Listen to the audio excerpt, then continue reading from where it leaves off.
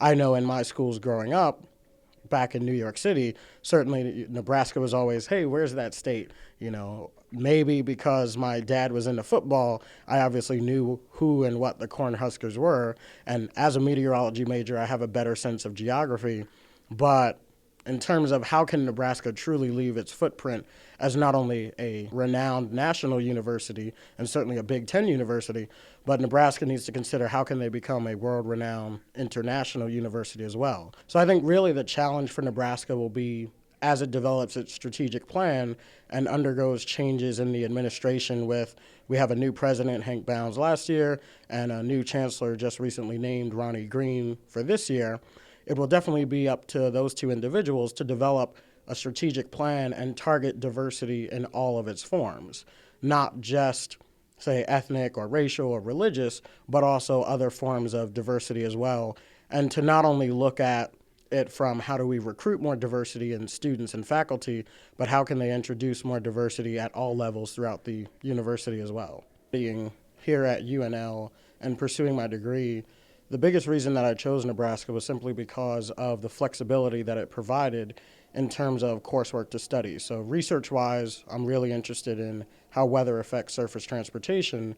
And so other programs I looked at weren't interested in being as flexible, whereas one of the benefits of Nebraska is that I'm able to essentially work with my advisor and work with my academic committee on, for example, taking a lot of maybe statistics courses or civil engineering courses, things that might be outside of the box in terms of the traditional, just your core meteorology. One of the biggest reasons I chose this program for both research, academics, and teaching is that as I traveled around to other places, although Nebraska certainly doesn't have, say, the diversity of where I'm from in New York City, simply by population demographics and other things of that nature, it still is a very amicable and amenable program in terms of both students here as well as faculty. I felt, at least in my experience here the last 4 years, no one treated me, say, differently or badly as a result of any defining characteristic. The perspective now shifts from a New York professor to an assistant director of admissions from Boston. We work a lot with Native reservations as well as Hispanic populations in Nebraska. The demographics in the state of Nebraska itself are changing so much, with minority populations growing significantly over the next couple of years. So we're really trying to work on building our relationships with the community and with different demographics in order to help them be successful at school.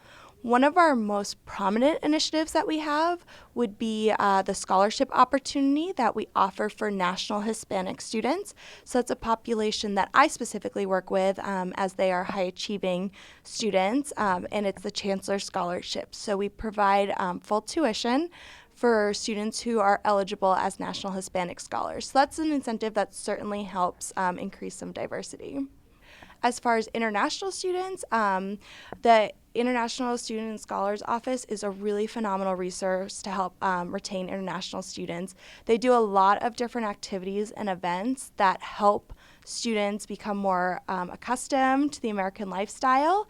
I know that they, take their students to a football game and, help them go through those processes of cheering on in the football game and kind of learning all of that. They also do this really, really cool event. It's called Dinner in American Home, where typically they partner with different faculty members on campus, and the international students will attend dinner at this home, and it'll be, a traditional American-style dinner of some sort, maybe a barbecue or something like that, and they'll kind of work through those customs that would be different for international students. One of these international students, Mohammed, is changing the UNL international community one step at a time.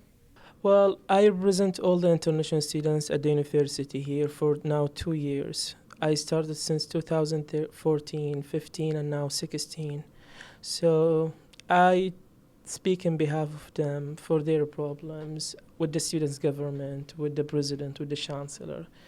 I'm trying to open international center for them, and that really takes so much time from the committee of the diversity in ASUN. But we are really doing a great job, and now we are finishing at least 70% of the proposal or 80%. And I just believe since we have 2,800 international from 50 countries, they really should have international center for them.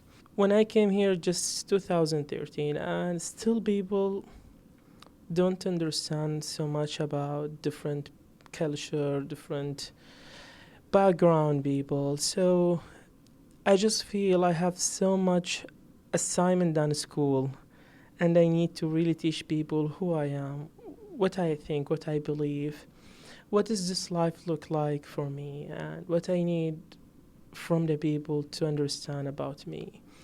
And well, from that day, I just feel, well, I really have very big challenge in my life, and I need to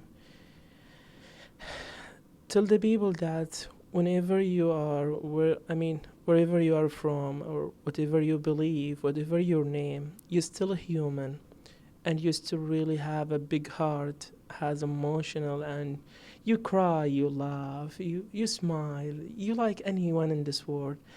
It just what the media bring is just so wrong, and it's really, and I mean, if you don't interact with the people, you can't understand who is these people and what they think in this life. So the first week I came here, I don't know anyone, and the university they are really doing both things for communication with international students. This is 2013. Now everything is just changed.